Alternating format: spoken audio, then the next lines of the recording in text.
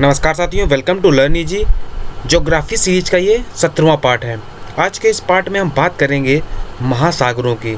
महासागरों में प्रशांत महासागर, अटलांटिक महासागर, हिंद महासागर और आर्कटिक महासागर, इन 4 महासागरों की बात आज के इस वीडियो में हम करेंगे। साथियों, अगर आपने इसके पहले के वीडियो मिस किए हैं तो उन वीडियो को जरूर देखें और आप उन वीडियो को हमारे इस वीडियो के डिस्क्रिप्शन से भी प्राप्त कर सकते हैं। इस वीडियो को ज़्यादा से ज़्यादा लाइक और शेयर करें जिससे ज़्यादा से ज़्यादा लोग इस वीडियो का लाभ उठा सकें। तो ये बात करते हैं अपने टॉपिक की, महासागर। महासागरों में सबसे पहले हम बात करेंगे प्रशांत महासागर की। प्रशांत महासागर विश्व का सबसे बड़ा और गहरा महासागर है। अगर बात होती है कि विश्व का सबसे बड़ा और गहरा महासागर कौन सा है तो वो है प्रशांत महासागर। अब बात करते हैं इसकी आकृति की। प्रशांत महासागर की आकृति त्रिभुज जैसी है। एक और यहाँ से क्वेश्चन बनता है कि त्रिभुजाकार आकृति वाला महासागर कौन सा है, तो त्रिभुजाकार आकृति वाला महासागर प्रशांत महासागर है। यह विश्व का सबसे बड़ा और गहरा महासागर भी है। प्रशांत महासागर का जो क्षेत्रफल है, अगर हम क्षेत्रफल की बात करें तो संपूर्ण पृथ्वी का लगभग 1/3 भाग, जो कि 35% आता है, लेकिन अगर लगभग बात करें तो ये 35% भाग पर फैला हुआ है। तो प्रशांत महासागर का जो एरिया है वो संपूर्ण पृथ्वी का 35% या 1/3 भाग प्रशांत महासागर के अंतर्गत आता है। प्रशांत महासागर की जो औसत गहराई है वो है 4572 मीटर, 4572 मीटर इसकी औसत गहराई है। प्रशांत महासागर का सबसे गहरा स्थल मेरियाना खाई है, जिसे मेरियाना ट्रंच के नाम से भी जानते हैं। तो जो मेरियाना ट्रंच है, अगर हम बात करें कि विश्व का सबसे गहरा स्थल कौन सा है तो वो भी मेरियाना ट्रंच ही है। तो मेरियाना ट्रंच कहाँ पे पड़ता है? मेरियाना ट्रंच प्रशांत महासागर में आता है और इसकी जो गहराई है वो लगभग 11,035 मीटर है।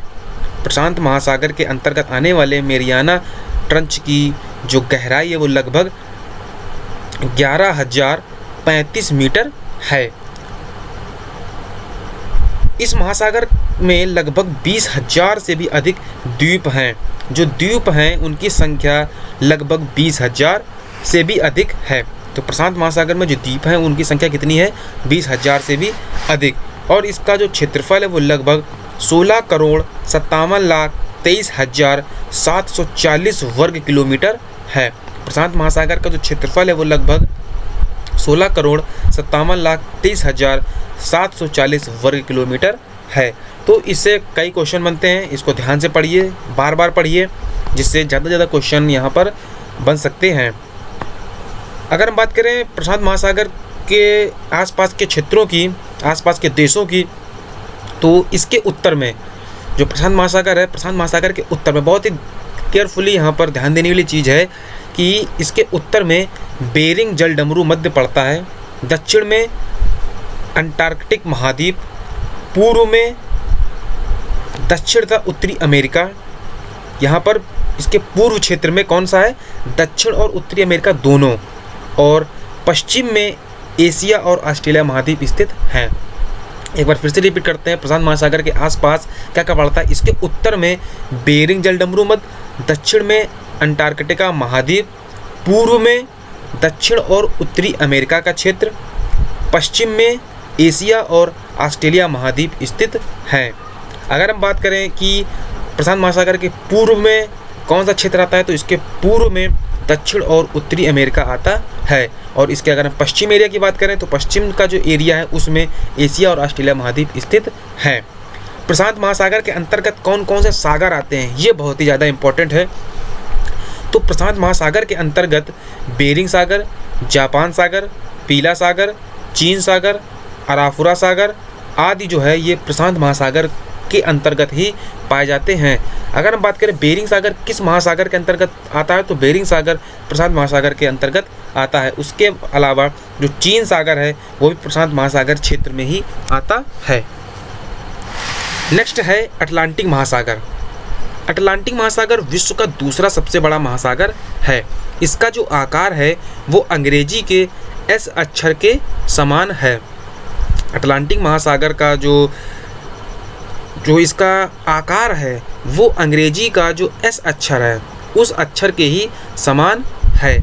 यह महासागर विश्व के क्षेत्रफल का लगभग 1/6 भाग घेरता है। जो प्रशांत महासागर था वो 1/3 भाग घेर रहा था और जो अटलांटिक महासागर है वो इसका 1/6 भाग घेरता है। इसमें इम्पोर्टेंट है यह विश्व का दूसरा सबसे बड़ा महासागर और इसका जो आकृति है वो एस अक्षर के समान है। यह विश्व का 1/6 भाग घेरता है। अगर हम बात करें इसके क्षेत्रों की तो अटलांटिक महासागर के पश्चिम की ओर महत्वपूर्ण जो क्षेत्र हैं उसमें है उत्तरी एवं दक्षिणी अमेरिका। जो अटलांटिक महासागर है इस महासागर के पश्चिम की ओर उत्तरी और दक्षिणी अमेरिका पाया जाता है और इसके पूर्व की ओर यूरोप तथा अफ्रीका पाया जाता है। उत्तर में इसका विस्तार ग्रीनलैंड और आइसलैंड तक सीमित है। जो महासागर है इस महासागर के उत्तर में ग्रीनलैंड और आइसलैंड पाया जाता है। इसके तटीय सागरों में मैक्सिको की खाड़ी, कैरिबियन सागर, भूमध्य सागर, हडसन की खाड़ी, बाल्टिक सागर आदि आते हैं। जो इसका तटीय भाग है उसमें क्या क्या आता है? इसके तटीय भाग में मैक्सिको की खाड़ी, कैरिबियन सागर, भूमध्य सागर, हडसन की खाड़ी, बाल्टिक सागर आदि आते हैं। ये सभी जितने भी सागर हैं ये सभी अटलांटिक महासागर के अंतर्गत आते हैं, जो कि बहुत ही इम्पोर्टेंट है। अगर हम बात करें एक पर्टिकुलर क्वेश्चन की, भूमध्य सागर किस महासागर के अंतर्गत आता है, तो भूमध्य सागर अटलांटिक महासागर के अंतर्गत आता है। सिंपल सा क्वेश्चन। हडसन की खाड़ी ये भी हमारा अटलांटिक महासागर के अंतर्गत ही आता है। तो इसका क्षेत्र और इसके अंतर्गत आने वाले जो सागर हैं वो बहुत ही महत्वपूर्ण हैं। इस महासागर में द्वीपों की संख्या कम है। जैसा कि प्रशांत महासागर में द्वीपों की संख्या लगभग 20,000 से ज़्यादा थी, लेकिन इस महासागर में द्वीपों की संख्या कम है। नेक्स्ट है हिंद महासागर। हिंद महासागर को अर्ध महासागर भी कहा जाता है। हिंद महासागर को एक अन्य नाम अर्ध महासागर के नाम से भी जाना जाता है।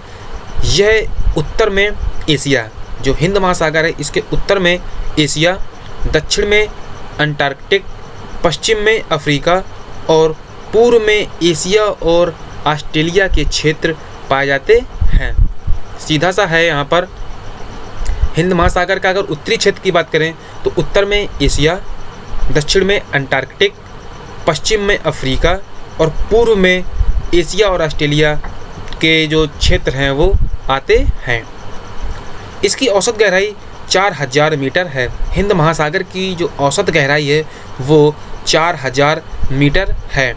हिंद महासागर में सागरों की संख्या कम है। जो हिंद महासागर है इसमें सागरों की संख्या कम है। जैसा कि पिछले जो 2 महासागर थे उनमें सागरों की संख्या काफ़ी थी, लेकिन जो हिंद महासागर है इसमें सागरों की संख्या कम है। इसमें से जो प्रमुख हैं वो हैं लाल सागर, बंगाल की खाड़ी, मोज़ैम्बिक चैनल आदि। लाल सागर, बंगाल की खाड़ी और मोज़ैम्बिक चैनल जो हैं वो हिंद महासागर के अंतर्गत ही आते हैं। उसके बाद एक कार्लसबर्ग कटक जो कार्लसबर्ग कटक है वो अरब सागर को 2 भागों में बांटता है। जो हिंद महासागर के अंतर्गत पड़ने वाला अरब सागर है, अरब सागर को 2 भागों में कौन बांटता है, तो अरब सागर को 2 भागों में कार्लसबर्ग कटक जो है वो अरब सागर को 2 भागों में बांटता है। नेक्स्ट है आर्कटिक महासागर। आर्कटिक महासागर उत्तरी ध्रुव की ओर स्थित है। जो आर्कटिक महासागर की स्थिति है वो उत्तरी ध्रुव की ओर है। यह महासागर उत्तरी ध्रुव की ओर स्थित है। सभी जो महासागर हैं, जो तीनों महासागर हैं, उनकी अपेक्षा यह सबसे छोटा महासागर है। आर्कटिक महासागर अन्य 3 महासागरों की अपेक्षा बहुत ही छोटा है और ये सबसे छोटा महासागर है। अगर एक बेसिक क्वेश्चन की बात करें कि सबसे छोटा महासागर कौन सा है, तो वो है आर्कटिक महासागर। आर्कटिक महासागर सबसे छोटा महासागर है।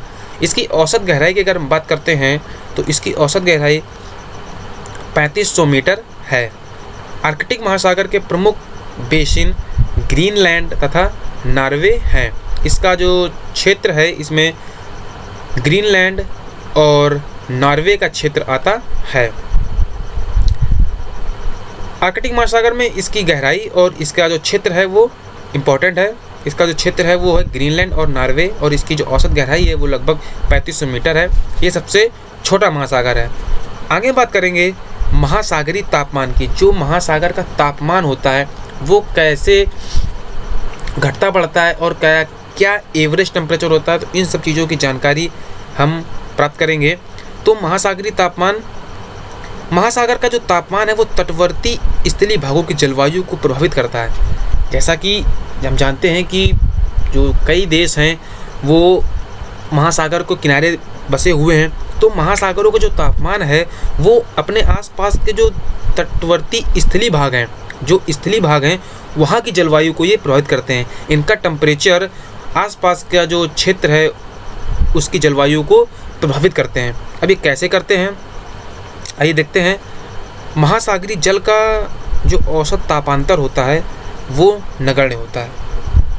इसका उच्चतम तापमान दोपहर 2 बजे और न्यूनतम तापमान प्रातः 5 बजे होता है। अगर हम बात करें महासागरीय जल के उच्चतम तापमान की, तो महासागर का जो उच्चतम तापमान होता है वो दोपहर 2 बजे के आसपास होता है, और जो इसका न्यूनतम तापमान होता है वो प्रातः 5 बजे होता है।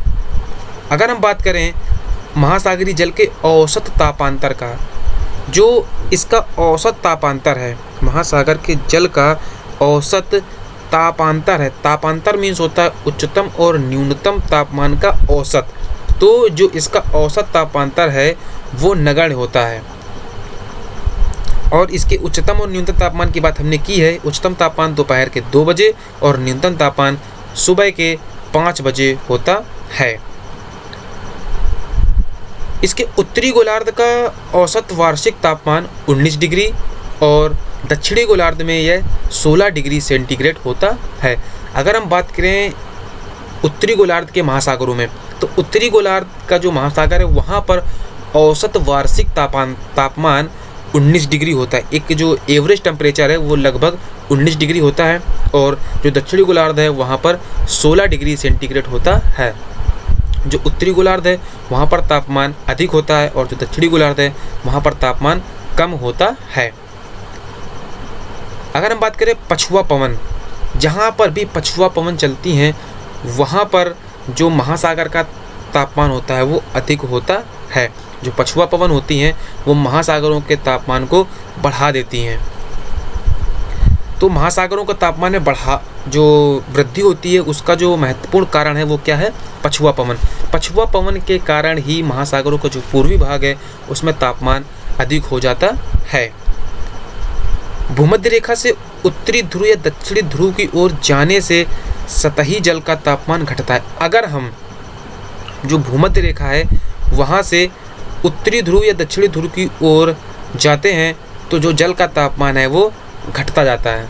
ऐसा इसलिए होता है क्योंकि ध्रुवों की ओर जो सूर्य की किरणें हैं वो तिरछी होती जाती हैं। अगर हम भूमध्य रेखा से उत्तरी ध्रुव की ओर जाएं या दक्षिणी ध्रुव की ओर जाएं तो जो जल का तापमान है वो कैसा होता है? ध्रुवों की ओर बढ़ते बढ़ते घट जाता है। जब हम ध्रुव पर पहुंचेंगे तो जो तापमान होगा वो घटता जाता है।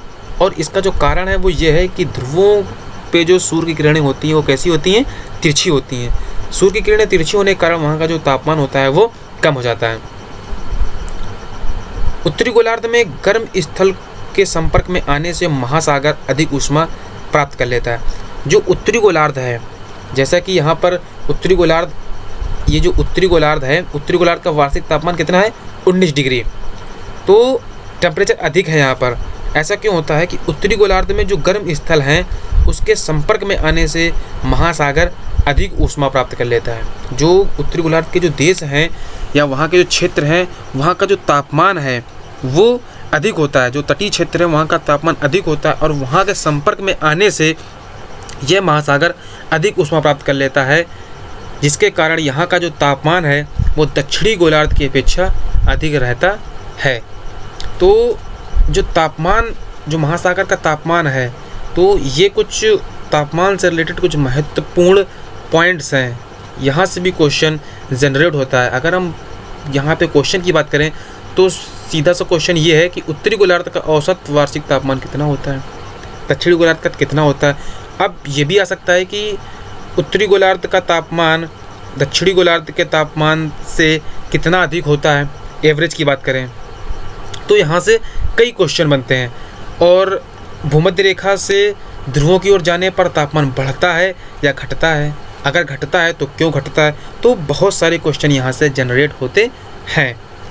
और महासागरों का जो पूर्वी भाग है उसका तापमान अधिक कैसे होता है, तो महासागरों का जो पूर्वी भाग है उसका तापमान अधिक पछुआ पवन से होता है। अब बात करते हैं, जिस स्थान पर गर्म धाराएं पहुंचती हैं वहां का तापमान बढ़ जाता है। जो धाराएं उत्तरी गोलार्ध से गर्म धाराएं जाती हैं तो वहां का जो तापमान होता है, उस एरिया का जो तापमान होगा वो कैसा होता है, बढ़ जाता है। इसका जो गर्म धाराएं हैं उनका उदाहरण है गल्फ स्ट्रीम। जो गल्फ स्ट्रीम है वो गर्म धाराओं का उदाहरण है और ये उत्तरी अमेरिका के पूर्वी तटों पर जो तापमान है वो बढ़ा देती हैं। जो अमेरिका के उत्तरी अमेरिका के पूर्वी तट हैं उनका तापमान किनके द्वारा बढ़ता है, तो उत्तरी अमेरिका के पूर्वी तट का जो तापमान है वो गल्फ स्ट्रीम धारा के द्वारा बढ़ जाता है। और जो गल्फ स्ट्रीम है वो गर्म धारा का एक उदाहरण है। नेक्स्ट है, ठंडी धाराएं तापक्रम को कम कर देती हैं। जाहिर सी बात, जो ठंडी धाराएं होंगी वो तापक्रम को कम कर देंगी। और ठंडी धाराओं का जो उदाहरण है वो है लेब्राडोर धाराएं। जो लेब्राडोर ठंडी धाराएं हैं वो उत्तरी अमेरिका के पूर्वी तटों के तापमान को हिमांक के पास पहुंचा देती हैं। जब लेब्राडोर धारा चलती हैं तो जो तापमान है वो हिमांक तक पहुंच जाता है। और जब गल्फ स्ट्रीम मीन्स गर्म धाराएं चलती हैं तो जो तापमान है वो बढ़ जाता है। तो यहाँ पर बात हो रही है ठंडी और गर्म धाराओं की। तो जो गर्म धारा है वो गल्फ स्ट्रीम है और जो ठंडी धारा है वो लेब्राडोर है। महासागर का जो सतह है, अगर हम पूरे महासागर की बात करें तो महासागर की जो सतह है उसके जल का जो एवरेज टेम्परेचर है, जो औसत तापमान है वो ओवरऑल लगभग 27 डिग्री सेंटीग्रेड होता है। अगर हम महासागर के संपूर्ण सतह की बात करें तो उसका जो औसत तापमान होता है वो लगभग 27 डिग्री सेंटीग्रेड होता है। तो साथियों, आज के इस वीडियो में महासागर और महासागर के तापमान पर जानकारी प्रोवाइड की गई। इस वीडियो को ज़्यादा से ज़्यादा लाइक और शेयर करें। हमारे वीडियो की नेक्स्ट अपडेट पाने के लिए हमारे चैनल को सब्सक्राइब करें। अगर आपने अभी तक सब्सक्राइब नहीं किया तो इसे ज़रूर सब्सक्राइब करें। इसके अलावा फेसबुक पर हमसे जुड़ने के लिए आप लर्न ईजी पेज और लर्न ईजी ग्रुप से जुड़ सकते हैं। लर्न ईजी ग्रुप और लर्न ईजी पेज से जुड़ने के लिए जो लिंक है वो हमारे इस वीडियो के डिस्क्रिप्शन में दिए हुए हैं, वहाँ से आप हमसे ईजिली जुड़ सकते हैं। तो इस वीडियो को ज़्यादा से ज़्यादा लाइक और शेयर करें। वीडियो देखने के लिए आपका बहुत बहुत धन्यवाद।